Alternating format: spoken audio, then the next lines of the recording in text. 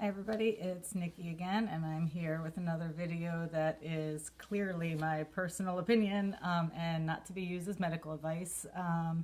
Personal experience and personal opinion, not to be used as medical advice. I wrote something yesterday out of frustration from what I feel like is over and over again being told by people that I don't know to stay in auto mode. It's very frustrating. Now, not all people will be frustrated by this, but my personality really, there's this little flaw in it, and I take these things to heart. And what happens is I go back and I say, am I wrong? Am I wrong? Am I wrong? And then I look at my numbers and I go, no, I'm not. No, I'm not. No, I'm not. And then I think, please stop telling me to stay in auto mode. So this is my personal review of the 670G so far. And it is somewhat in response to a whole lot of people making me feel like I'm just not giving it a chance. And I would like to explain that I am giving it a chance and I really want it to work, and I'm not out of auto mode forever. I am out of auto mode right now, with the exception of from 10:30 at night until 4:30 in the morning. And I'm really doing okay in manual, so it's back to kind of old school pumping, and I know what the, what the risks are. I'm not out of auto mode forever, but you got to trust your pump, and my trust has been damaged with auto. So that's just how it feels. Okay, I'm going to read it so that I don't, I don't know, ramble, because I've been known. Okay, so my two separate experiences with the 670G and the drastically different outcomes. I think I say drastically 12 times in this, and it's because that's the way it feels. Okay. The first 3 months after receiving the 670G were fantastic. I posted a video a few months in. My overall results were undeniably favorable. I loved the 670G and wanted everyone to love the 670G. If it could work for me, I thought it could work for anyone. And here is my breakdown. I had a lower A1C, down from about a 9.3-ish to a 7.1, 7.2. I can't remember exactly now. I had about a 15 to 20 pound weight loss, no complaints. I had drastically improved overnight hypoglycemia. I had drastically improved morning hypoglycemia, and I had drastically improved hypoglycemia during shopping. I am not a shopper, but I need to be able to run to Target to get kids underwear or, whatever it is, and not pass out. So that was a big deal to me, or food shopping. Now, here are the things that were also important during this period. In general, I am very, very busy on school mornings. I have 3 sons. I used to crash all of the time. I noticed as we were just coming off of the summer that I was no longer crashing. So start of a new school year, start of a new pump, auto mode, I was no longer crashing. I thought that was awesome. I realized it was auto that was doing it. Therefore, loved auto, wanted everybody to love auto. What I know now is that morning rise and blood glucose and calibration factor are why I stopped crashing. There was a rise that was happening, and that's why I stopped crashing. It's still fantastic as long as I'm busy. As soon as I slow down, I see a rise in blood glucose. It's also why I didn't notice insane highs, was because I was just so busy. Most mornings I'm running.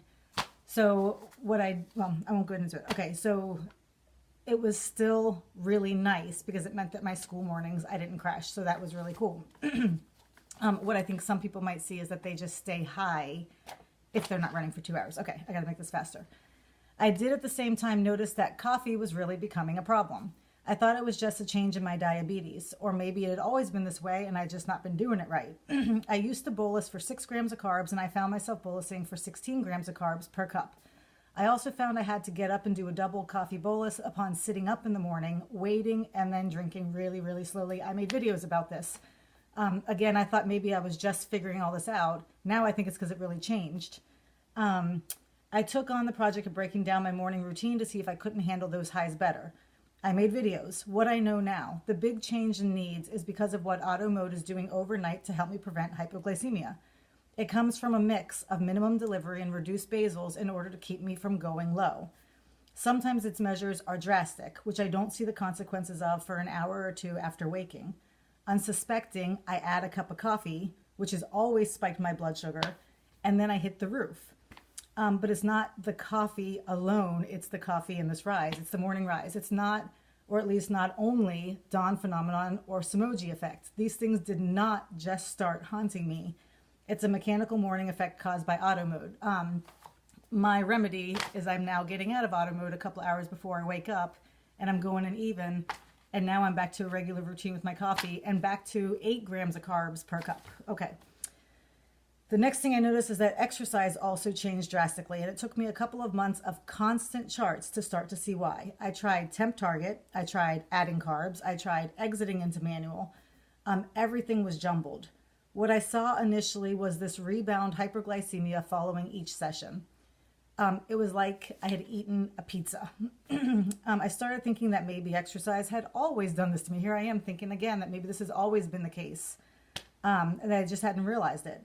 Then I identified the minimum delivery, sometimes for a full 2.5 hours, that occurred somewhere near the start of many of my sessions, most of my sessions. I also tried staying in auto for the session and getting out just as I finished and saw that initial bump. But now I just do it in manual and fight my way through it. Exercise is one of the few tools I have to lower my blood sugar. I would like to preserve that. That is how I feel. Auto mode was really nice in helping me to get through it, but that post-exercise high was, defeats the purpose. Okay. 4, extended highs that came from nowhere at all. Very small, comparatively, correction boluses that seemed to barely brush the mountainous highs. Extreme jumps for small amounts of carbs. Overcorrections for hypoglycemia at every turn. I could no longer trust that an applesauce was a good fix. All of these things led to a huge decrease in carbs. And since carbs are my absolute favorite, it meant an overall big decrease in calories. Yes, eating less and eating no carbs will lower one's A1C. And yes, it will lead to significant weight loss. Overall, eating a no-carb diet, which I already stated, I even began spilling ketones, which I never have done anything like this before. So it's evidence that my routine and behaviors were drastically different than my norm. So what I saw, the results I saw, also came from a drastically different me.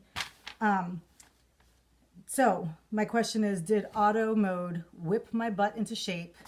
It absolutely did. I am a better diabetic for it, but now I want to figure out how to curb those highs, because I can't help but feel like for all those highs, it would be nice to be able to get a brownie or something like that. And not, not for not eating anything being that high. Okay, I'm straying. Second 3 months, this is where it gets interesting. That was my first experience, and then I changed as a diabetic. This is where it got interesting for me. I was frustrated for the first 3 months because of all the changes, but the results were good. I couldn't deny it. And to be honest, I have no idea how long I could have ended up staying in line the way I was. It was getting easier to just not eat, but I also know myself. I have a feeling things would have started to turn at some point anyway. But here was the scenario. I have a son who was diagnosed with celiac disease a couple of years back. I have approximately 8 different symptoms of the disease on top of having a first-degree relative and type 1. So my chances of having celiac are high. My blood test was negative. I was scheduled for an endoscopy and for a biopsy. I needed to add gluten to my diet. And it's supposed to be a regular amount of gluten, which means all of a sudden I had to add carbs to my diet, which made me back to my regular diabetic self. Even on a relatively low carb diet compared to what I've always done, but not a no carb diet like where I was for the first 3 months, I began to see all of my numbers spin out of control, and I began to lose control with my auto mode and with my pump. That's where the real frustration set in. It was only then that I began to leave auto and seek out shelter and manual. Auto could not keep up with my blood sugar swings. Auto was tolerable of me when I was doing no carbs, exercising once a day, and just being a human as best as it could with the problems I mentioned. But it couldn't tolerate me at all as a carb-eating, blood sugar swinging critter, which is what I had become. So we parted. At first, it was just a bit here and there, so I could try to get back some control, and then more and more.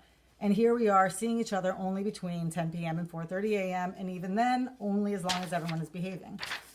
Things I resent. I got 1 minute to do it. Being told auto works, that I just need to give it a chance. I've been there, I've done that, I might do it again, but it's going to be on my terms and not because somebody reads one comment of mine and tells me it's the thing to do. Being told auto will learn and get better with time. I don't think so at all. Being told auto's corrections will increase. I did not see anything of the sort. Being told not to go in and out. This is the only one. I'm not sure if it makes it worse. It might, but it's all I've got. Being told it's me, being told to drink more water, to wash my hands, to not be afraid because the pump smells fear. Yes, that's what one person said. To jam numbers that don't match. Being told it's the way I drink my coffee. It's Dawn phenomenon. It's Samoji effect. I actually know what these things are now, where I never needed to know them before because I thought this was the case. Now I know better. I'm using my calibration factor and getting an enormous amount of insight from it, and I know better. This is my 670G, my 14 years of experience, my body, my disease. So please stop telling me that you know better than I about whether or not auto mode works for me. And please accept this as a wholehearted review on the 670G system. 7-8 months, I don't even know how far into it I am, and not giving up on it. That's the important part. I'm not giving up on it, and I would like to go back into auto. I just have to do it, it seems, when everything is aligned. So anyway, thanks for watching. Bye.